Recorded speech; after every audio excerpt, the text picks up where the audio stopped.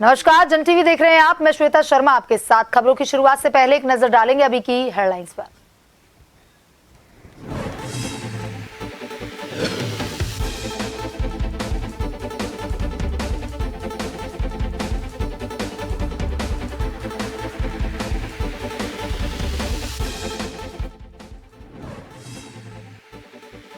लोकसभा के रण में आज थमेगा अंतिम प्रचार। सीएम धामी आज शिमला दौरे पर बीजेपी के पक्ष में करेंगे सभा, मीडिया से होंगे रूबरू।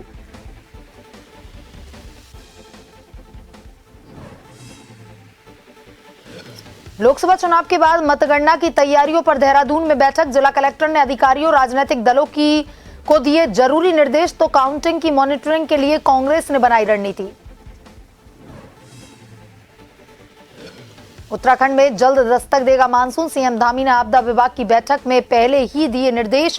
सीजन की तैयारियों ने जुटे सचिव और अधिकारी।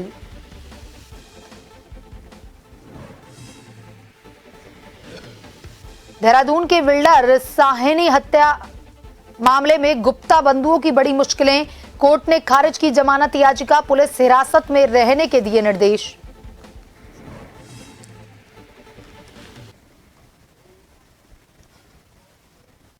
और अब खबरें विस्तार से। उपराष्ट्रपति जगदीप धनखड़ गुरुवार को एक दिवसीय उत्तराखंड भ्रमण कार्यक्रम के अंतर्गत हल्द्वानी कैंट स्थित हेलीपैड पहुंचे, जहां पर राज्यपाल लेफ्टिनेंट जनरल गुरमीत सिंह ने उनका स्वागत अभिवादन किया। इस अवसर पर कैबिनेट मंत्री गणेश जोशी, एडीजी अमित सिन्हा, आयुक्त कुमाऊं दीपक रावत सहित अन्य प्रशासनिक अधिकारियों ने भी उपराष्ट्रपति का स्वागत किया।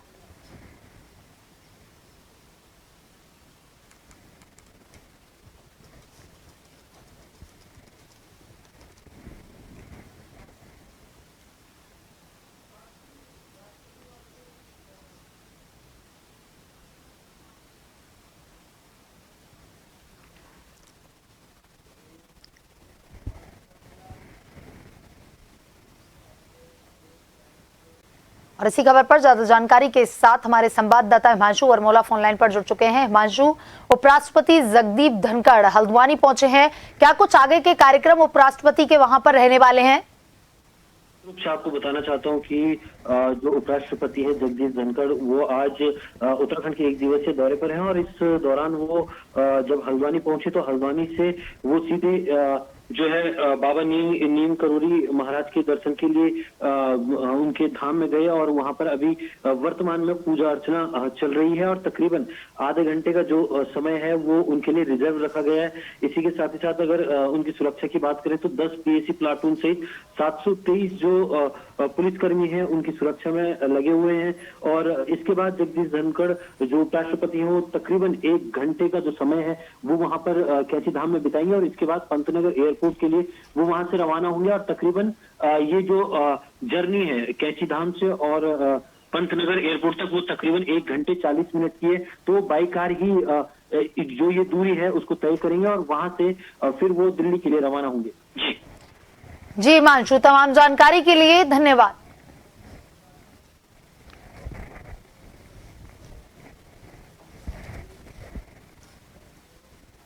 लोकसभा के रण में आज चुनाव प्रचार का अंतिम दिन है और इसी कड़ी में राजनीतिक दलों ने ताकत झोंक दी है।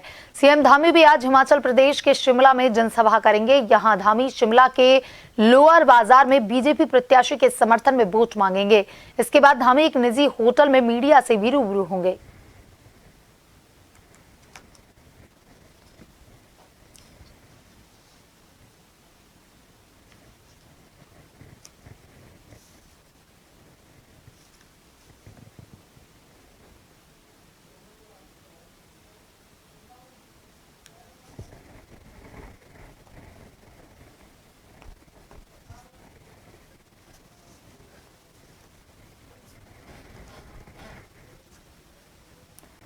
खबर पर तमाम जानकारी के साथ हमारे संवाददाता हिमांशु वर्मोला फोन लाइन पर जुड़ चुके हैं। हिमांशु, आज लोकसभा चुनाव का अंतिम प्रचार का दिन है। शाम 5 बजे प्रचार का शोर जो है वो थम जाएगा। दोनों ही पार्टियों ने जोर शोर से प्रचार किया है। 1 जून को 7वें चरण का मतदान होना है और 4 जून को परिणाम घोषित होने हैं। वहीं आज सीएम धामी शिमला के दौरे पर भी हैं। आगे आज ही के दिन उनके क्या कुछ कार्यक्रम रहने वाले हैं? चाहता हूँ कि जो लोकसभा चुनाव के अंतिम चरण की अगर बात कर ली जाए तो 8 राज्यों की 57 सीटों पर आज जो है चुनाव प्रचार थम जाएगा और इसके साथ ही साथ हिमाचल प्रदेश की अगर बात कर ली जाए तो हिमाचल प्रदेश की जो सभी 4 लोकसभा सीटें हैं वहां पर अंतिम चरण में यानी कि कल 1 जून को जो है मतदान होना है। इसी क्रम में आज उत्तराखंड के जो मुख्यमंत्री हैं पुष्कर सिंह धामी वो आज हिमाचल में है और जो संसदीय क्षेत्र है हिमाचल का शिमला वहां पर जो भाजपा प्रत्याशी हैं सुरेश कुमार कश्यप उनके समर्थन में जो है विजय संकल्प यात्रा करेंगे, जनसभा को संबोधित करेंगे और इसके बाद एक पत्रकार वार्ता करेंगे। क्योंकि सीएम पुष्कर सिंह धामी की बात कर ली जाए तो अब तक तकरीबन 70 से ज्यादा वो सभाएं कर चुके हैं और इसके साथ ही साथ वो बीजेपी के स्टार प्रचारकों में से एक है। तो इसी क्रम में वो अब हिमाचल पहुंचे क्योंकि कल आखिरी चरण का जो चुनाव होना है चुनाव होना है और आज जो है प्रचार थम जाएगा। तो इसी क्रम में वो वहां पर भाजपा के प्रत्याशी के लिए वोट की अपील कर रहे हैं। जी हिमांशु, तमाम जानकारी के लिए धन्यवाद।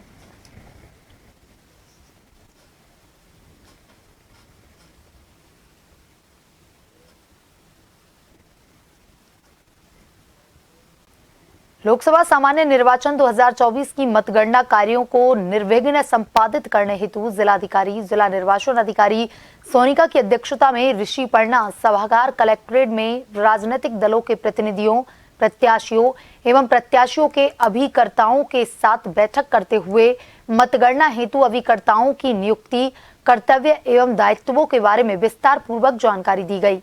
जिलाधिकारी जिला निर्वाचन अधिकारियों ने अवगत करवाया कि मतगणना हेतु नियुक्त किए जाने वाले अभिकर्ताओं का निर्धारित प्रारूप फॉर्म 18 पर आवेदन किया जाएगा, जिसके साथ फोटो एवं पहचान पत्र आईडी संलग्न किया जाना आवश्यक है।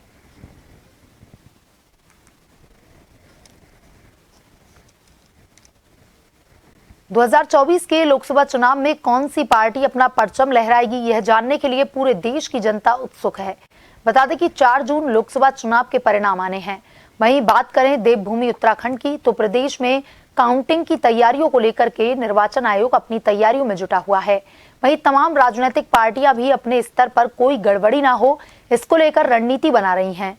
मुख्य विपक्षी दल कांग्रेस के प्रदेश अध्यक्ष करण माहिरा ने जानकारी देते हुए कहा कि 5 लोकसभा सीट के लिए जो प्रभारी बनाए गए थे उनको पत्र लिख दिया गया है और कहा गया है कि वे अपनी अपनी लोकसभा में मतगणना की मॉनिटरिंग के लिए कहीं ना कहीं अपना एक स्थान चयनित कर लें, ताकि कोई भी गड़बड़ी हो या कोई भी दिक्कत आए तो जानकारी होने पर सूचना पार्टी तक पहुंच सके। नीचे के स्तर पे तो बने हैं। आज हमने अपने 5 लोकसभा के जो प्रभारी बनाए गए थे उन लोगों को पत्र लिख दिया है कि वो अपनी अपनी लोकसभा में जो मतगणना है उसकी मॉनिटरिंग के लिए कहीं ना कहीं अपना एक स्थान चयनित कर लें, ताकि कोई भी बात होने पर उन तक सूचना पहुंच सके और वो सूचना पूरे प्रदेश में उसको करवा सके, ताकि हम लोग जो भी कदम उठाने आवश्यक हैं उसको कर सके।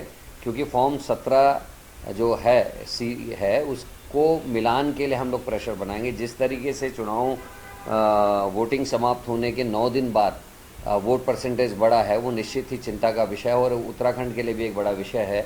और हम चाहते हैं कि जैसे ही 17C के मिलान में अगर अधिकारी कोई आनाकानी करें या मिलान में कोई गड़बड़ी पाई जाएगी तो कांग्रेस को क्या कदम उठाने चाहिए, उस पर भी अभी मंथन चल रहा है। हम तुरंत उसमें चाहेंगे कोई ना कोई कार्रवाई हम लोग करें। उत्तराखंड में अगले माह के बीच में मानसून आने की संभावना है और इसे देखते हुए आपदा विभाग ने अपनी तैयारियां शुरू कर दी हैं। उत्तराखंड में बारिश के कारण कई प्राकृतिक आपदाएं आने की संभावना बनी रहती है। मुख्यमंत्री पुष्कर सिंह धामी ने भी आपदा विभाग की मीटिंग कर सारे विभाग के संबंधित अधिकारियों को दिशा निर्देश दिए हैं। आपदा सचिव डॉक्टर रंजीत कुमार सिन्हा ने कहा कि इस बार मानसून औसत से ऊपर रहने की संभावना है और इसी को देखते हुए आपदा विभाग नॉर्मल तैयारियों के साथ साथ एक विशेष तैयारी भी कर रहा है, जिससे आपदा के समय निपटा जा सके। फोरकास्ट है अगले कुछ महीनों के लिए, उसमें ये है कि मानसून नॉर्मल से अबव रहने वाली है। अब इसमें जब हम इसको जो अभी वेदर का पैटर्न देख रहे हैं उसमें हमारा अनुमान ये है कि मानसून ओवरऑल तो मानसून नॉर्मल से एवरेज रहेगी, लेकिन बीच में ड्राई स्पेल्स भी आने की संभावना है, जैसा कि हीट वेव का भी चल रहा है। उसमें ये हम अनुमान लगा रहे हैं कि कुछ समय ऐसा आएगा जिसमें बहुत ज़्यादा बारिश होगी, ऐसे कारण डैमेजेस भी होंगे। उस हिसाब से हमने मैन पावर और इक्विपमेंट का डिप्लॉयमेंट हमने कर दिया है। माननीय मुख्यमंत्री जी की अध्यक्षता में एक मीटिंग भी हुई थी सारे एजेंसीज की, सारे डिपार्टमेंट्स की, उसमें सबको आवश्यक निर्देश दे दिए गए। देहरादून के बिल्डर बाबा साहिनी उर्फ सत्येंद्र आत्महत्या मामले में पुलिस लगातार पूछताछ करने में जुटी हुई है। हालांकि सत्येंद्र साहिनी की मौत के मामले में अजय गुप्ता और अनिल गुप्ता को 14 दिन की न्याय हिरासत में जेल भेजा गया है, जिनसे पूछताछ जारी है। वहीं कोर्ट ने गुप्ता बंधुओं के वेल एप्लीकेशन को भी नामंजूर करते हुए फिलहाल पुलिस कस्टडी में रहने के निर्देश दिए हैं। इसके साथ ही पुलिस ने दोनों गुप्ता बंधुओं पर लगाई गई धाराओं को भी बढ़ा दिया है।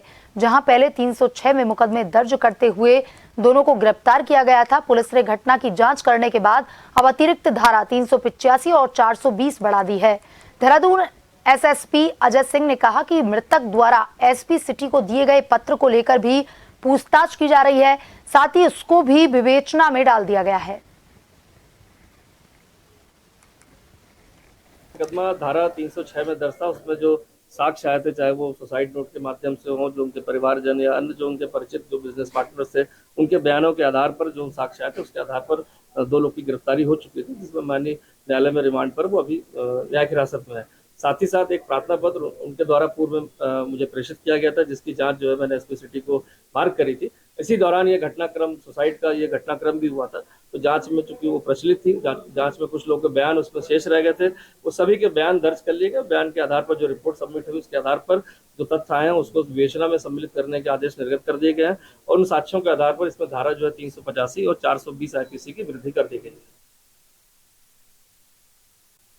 उत्तरकाशी के वर्णावत के जंगलों और इंदिरा कॉलोनी की बस्ती के आसपास आग लग गई। इसके बाद एनडीआरएफ टीम, फायर, अग्निशमन टीम, आपदा प्रबंधन क्यूआरटी टीम आग बुझाने मौके पर पहुंची। भीषण गर्मी आग का प्रकोप उत्तरकाशी के लिए बड़ी आफत बना हुआ है। इसमें पेड़ पौधों को जलने के साथ ही वर्णावत की तलहटी पर मौजूद श्याम स्मृति वन भी आग का खतरा मंडराने लगा है।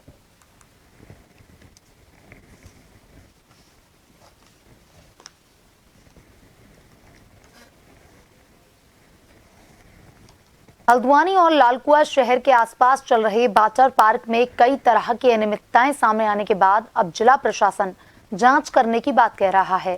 दरअसल हल्द्वानी और लालकुआ में कई वाटर पार्क हैं, जिनमें सिंचाई की नहर से और ट्यूबवेल से पानी लगाए जाने की शिकायतें सामने आई हैं। जहां एक और भीषण गर्मी में जिलाधिकारी ने पानी की व्यावसायिक गतिविधियों में रोक लगाई है। ऐसे में वाटर पार्क की शिकायत के बाद उप जिलाधिकारी परितोष वर्मा ने जल्द जल संस्थान और सिंचाई विभाग से जांच कर अनियमितताएं होने पर कार्रवाई करने की बात कही। आपकी जानकारी के अनुसार ये बता दूं कि सुरक्षा की दृष्टि से पानी के मानकों को पूरा किया गया है और विशेष तौर पे पानी के लेवल को स्वच्छ रखा गया है और यहाँ पे जो भी गेस्ट हमारे आ रहे हैं उनके भी सुरक्षा के पुख्ता इंतजाम किए गए हैं। और पानी की जो सिंचाई विभाग की वो है, उसका यूज़ हम बिल्कुल नहीं कर रहे हैं। हमारा जो पानी है ये ट्यूबवेल का है और ये बहुत कम मात्रा में हम यूज़ कर रहे हैं, जिससे किसी भी तरीके की ग्रामीणों को परेशानी ना हो। सर, पानी की बीमारी को लेकर के हमने इसमें सुरक्षा के पूर्ण इंतजाम किए हैं। जैसे कि इसमें जो क्लोरीन की मात्रा होती है वो हमारी बिल्कुल ना के बराबर है। किसी भी तरीके का आई इन्फेक्शन या बॉडी इन्फेक्शन नहीं है और समय समय पर हम इसकी पूरी जांच कर रहे हैं। आदि कैलाश जाने वाले यात्रियों की सुविधा हेतु जिलाधिकारी रीना जोशी के निर्देशों के क्रम में जिला चिकित्सालय पिथौरागढ़ के कक्ष संख्या 28 एवं 29 में आदि कैलाश तीर्थ पर्यटन हेतु सिंगल विंडो सिस्टम के तहत इनर लाइन परमिट बनाए जाने की प्रक्रिया हेतु मेन पावर स्थापित करते हुए शुरू कर दी गई है। अपर जिलाधिकारी डॉक्टर शिव कुमार वरनवाल ने जिला चिकित्सालय पहुंचकर सिंगल विंडो सिस्टम के तहत इनर लाइन परमिट जारी व्यवस्थाओं का जायजा लिया। वे संबंधित कर्मचारियों से अब तक जारी इनर लाइन परमिट की जानकारी ली। बताया गया कि 42 यात्रियों का इनर लाइन परमिट जारी किए गए हैं। उस दौरान अलीगढ़ से आए 5 सदस्यीय दलों ने व्यवस्थाओं की सराहना की।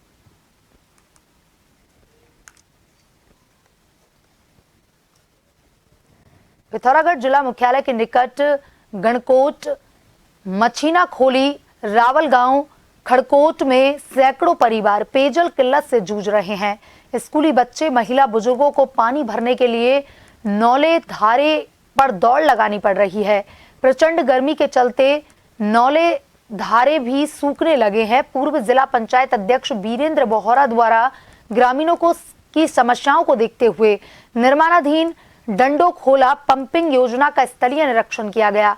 स्थानीय श्याम सिंह मेहता ने बताया कि क्षेत्र के लिए निर्माणाधीन डंडोखोला पंपिंग योजना जल संस्थान द्वारा बनाई जा रही है, जो अपने अंतिम चरण में है। गर्मी बढ़ने के साथ ही बूंद बूंद पानी के लिए ग्रामीण तरस रहे हैं। वहीं ग्रामीण भुवन कल्पासी ने कहा कि पंपिंग योजना अंतिम चरण में है, पंप भी पहुंच गए हैं। विभाग जल्द से जल्द पंपिंग योजना को सुचारू करे, जिससे ग्रामीणों को राहत मिले। आजकल जो है गर्मी का प्रचंड गर्मी का सीजन चल रहा है। गांव वाले सब परेशान हो रखे हैं, पानी के लिए त्राई त्राई मची हुई है। और जब ये टैंकरों का पानी आता है लाइन लग जाती है। और इतना पंपिंग योजना बनने के बाद भी गांव वाले जो है बिल्कुल पानी की वजह से त्रस्त हैं। इस क्षेत्र की जो मांग थी बहुत पुरानी मांग थी पेयजल की, और आज जो है केंद्र सरकार की योजना जो सरकार ने जो इस क्षेत्र के लिए दी है, ये बहुत बढ़िया खुशी की बात है। इतना बजट इसमें दिया है और ये पूरा काम जो है पूर्ण हो चुका है। अब इसमें पेयजल पानी चलाने के लिए क्षेत्र की मांग है कि जल्दी से जल्दी विभाग इसमें काम वो करे, पानी चलाए और प्रशासन वगैरह सभी लोग सहयोग करें, तो क्षेत्र की जनता जो है इससे बहुत लाभान्वित होगी। आज हमारा मुख्य उद्देश्य है कि जो क्षेत्र की समस्या पेयजल की, उसके लिए बहुत दिक्कतें हो रही क्षेत्र में। पूरे विशालगढ़ में यहाँ पर पानी की बहुत किल्लत हो रही, जो कि टैंकरों के द्वारा यहाँ पर पानी दिया जा रहा है। तो क्योंकि ज़िले में पूरे ज़िले में पानी की दिक्कत है, टैंकर कम है विभाग के द्वारा, तो आज जो केंद्र के द्वारा हमारे यहाँ पर ये संचालित की जा रही है योजना, तो इसका काम पूर्ण हो चुका है। हम विभाग से कहना चाह रहे हैं कि भाई जल्दी से जल्दी क्षेत्र को पानी दिया जाए, जो कि क्षेत्र की जो समस्या है उसका समाधान हो। क्योंकि आज हमारे जो मोदी जी ने यह हमको ये पेयजल योजना यहाँ पर दी है और हमारे पुष्कर धामी जी की सरकार ने हमको पेयजल योजना दी है, इसके लिए हम पुष्कर धामी जी का भी बहुत बहुत आभार व्यक्त करते हैं। और जल्दी से जल्दी में विभाग के द्वारा हम कहते हैं कि इस पानी को जल्दी से सुचारू किया जाए। काशीपुर सहित जनपद उधम सिंह नगर में बढ़ती सड़क दुर्घटनाओं में कमी को लेकर संभागीय परिवहन विभाग ने एक कमर कस ली है। इसके साथ ही ओवर स्पीड से वाहन चलाने वालों के चालान काटे जाने में बढ़ोतरी की गई है। आपको बता दें कि काशीपुर सहित कुमाऊं की बढ़ती सड़क दुर्घटनाओं के तहत होने वाली मौतों पर तेजी से बढ़ोतरी हो रही थी, जिस पर संभागीय आयुक्त ने परिवहन विभाग से ओवर स्पीड में चलने वाले वाहन चालकों के चालान काटे जाने से लेकर ठोस विभागीय कार्रवाई करने की बात कही, जिसका नतीजा काशीपुर सहित संपूर्ण जनपद में सड़क दुर्घटनाओं और एक्सीडेंट से होने वाली मौतों में काफी हद तक अंकुश लगा है।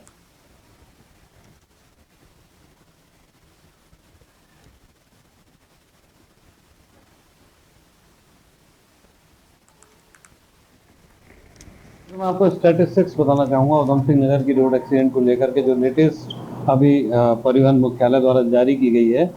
तो उधम सिंह नगर में इम्प्रूवमेंट हुआ है, 10.42% तो हमने दुर्घटनाओं में कमी लाई है। उसके अलावा दुर्घटनाओं में जो मृत्यु होती थी उसमें भी 16% की कमी आई है, और जो दुर्घटनाओं में सड़क दुर्घटनाओं में लोग घायल होते थे उसमें 27% की कमी आई है। दुर्घटनाओं को लेकर के जो रिसर्च है वो मैदानी क्षेत्रों में और विशेषकर उधम सिंह नगर जैसी जगहों में जहाँ पर हाईवे ज़्यादा हैं, यहाँ पर जो दुर्घटना का सबसे बड़ा कारण सामने निकल के आया है वो है ओवर स्पीडिंग, तेज रफ्तार। तो तेज रफ्तार से वाहन संचालन को रोकने के लिए हमने ओवर स्पीडिंग पर विविध प्रकार से चालान करने शुरू किए हैं। आज ही स्पीड रडार गन से आधे सैकड़ा से ज्यादा चालान हमने कर दिए हैं। मसूरी में रिस्पना नदी के उद्गम स्थल पर डाले जा रहे सीवरेज और कचरे की खबरों को लेकर के प्रशासन ने संज्ञान लिया। जिलाधिकारी देहरादून ने एसडीएम मसूरी के नेतृत्व में टीम का गठन किया और रिस्पना नदी के उद्गम स्थल का निरीक्षण कर रिपोर्ट सौंपने के निर्देश दिए। बुधवार को एसडीएम मसूरी डॉक्टर दीपक सैनी के निर्देशों पर जल संस्थान, जल निगम एवं नगर पालिका परिषद मसूरी की संयुक्त टीम ने मौसी फोल केचमेंट एरिया का संयुक्त रूप से निरीक्षण किया। टीम द्वारा लंढोर साउथ में जल निगम द्वारा संचालित एसटीपी के होने वाले रिसाव का भी निरीक्षण किया गया और इस दौरान एसटीपी से निकलने वाले एफ्लुएंट की भी नमूने की जांच की गई, माफ कीजिएगा, जांच के लिए भेजे गए। टीम द्वारा नगर पालिका परिषद के द्वारा मसूरी टिहरी बाईपास रोड पर IDH बिल्डिंग के पास बायो मीथेन प्लांट का भी निरीक्षण किया गया। नगर पालिका के साथ पेयजल निगम और से हमारी नॉर्थ संगठन की संयुक्त निरीक्षण में उपस्थित थी। इसके अलावा हमने वुडस्टॉक स्कूल और एलन स्कूल को भी संयुक्त निरीक्षण के लिए बुलाया था।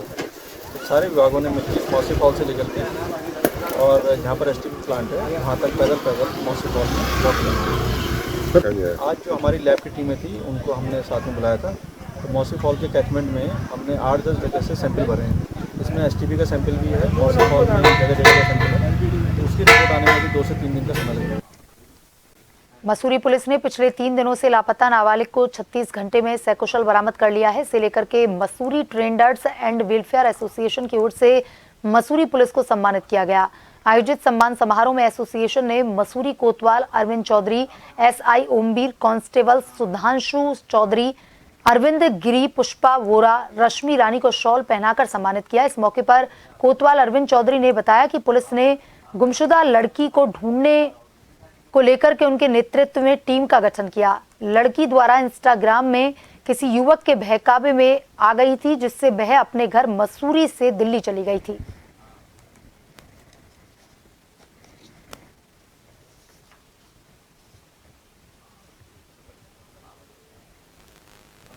देखिए, पिछले सप्ताह में 2 घटनाएं ऐसी हुई जिसमें मसूरी पुलिस की भूमिका बहुत ही अच्छी दिखी। सर्वप्रथम एक लड़की डोईवाला से भोलावेश मसूरी आ गई थी, रास्ता खो गई थी और मसूरी में अकेली रात्रि में घूम रही थी। उस लड़की को मसूरी पुलिस ने मात्र 12 घंटे में अपने परिजनों से मिलवा दिया। दूसरी घटना, एक नाबालिग लड़की गलती से दिल्ली की तरफ चली गई थी। मोबाइल बंद था, मोबाइल ट्रैक नहीं हो पा रहा था, लेकिन मसूरी पुलिस ने अपनी योग्यता को दिखाते हुए उस लड़की को ट्रैक करा, ट्रेस करा और मात्र 36 घंटे में उस लड़की को अपने परिजनों से मसूरी में मिलवा दिया। दरअसल 26 मई को शाम को बच्ची इंस्टाग्राम से किसी के इन्फ्लुएंस में आ गई और इन्फ्लुएंस के चलते वो चोरी से अपना घर से बिना बताए वो दिल्ली को निकल गई। तो उसके मोबाइल भी नहीं चल था उसके पास और केवल इंस्टाग्राम से ही वो बात कर रही थी। तो इस संबंध में हमने जैसे हमें सूचना प्राप्त हुई तुरंत उस पर हमने अमल करना शुरू किया और सभी हमने होमवर्क किया। पूरी टीम SOG सबके साथ मिलके काफ़ी देर तक होमवर्क करने के बाद फाइंडिंग्स आनी शुरू हो गई और तुरंत हमने रात को ही पुलिस टीम नगर पालिका बड़कोट नगर पालिका में भारी जल संकट गहरा गया है। सामाजिक चेतना की बुलंद आवाज जय हो ग्रुप और नगर वासियों ने 6 सूत्रीय मांग पत्र के निस्तारण के लिए उप जिलाधिकारी मुकेश रमोला के माध्यम से जिलाधिकारी उत्तरकाशी को ज्ञापन भेजा। ग्रुप व नगर वासियों ने उक्त मांगों का जल्द निस्तारण की उम्मीद जताई है। साथ ही कार्रवाई न होने पर जय हो ग्रुप और नगरवासी 6 जून से हड़ताल करेंगे। हम हेलीपैड निवासी हैं। सबसे पहले पानी के चक्कर से यहाँ आ रखे लोग, नहीं तो क्यों आते, ठीक है। और जे को जो है जब फोन करते हैं वो फोन क्यों नहीं उठाता, बस बात ये है उसकी। सबसे पहले वो कम से कम उसका निस्तारण तो बाद में होगा, पहले फोन तो उठाता, कितनी परेशानी बात तो करता पहले। भाई फोन ना उठाना, एक जनप्रतिनिधि भी हम, ठीक है, प्रतिनिधियों का फोन, एक साधारण आदमी का फोन उठाएगा। कितनी परेशानी हो रही है, कितनी परेशानी हो रही है आपको? कितने क्या 1.5 महीना हो गया पानी नहीं छोड़ा और होटलों पे पानी लगातार चल रहा है। पीछे जब हम कल गए तो पीछे स्रोत से जहाँ बोरिंग की है वहाँ से 4 इंच पानी है, कहाँ जा रहा हूँ पानी? आदमी सीमाओं पे, और हमें चाहिए पानी। जैसे हर जगह पानी जा रहा है वैसे हमारे लिए भी पानी आना चाहिए। या तो होटल का भी हर जगह का पानी बंद होगा और नहीं होगा तो हम भी धरने पे बैठने जानते हैं। हम बांट के तो पानी तो हम भी ऐसे कदम उठाएंगे कि आपने बात समझ में ना कि ऐसा क्यों करा कि हम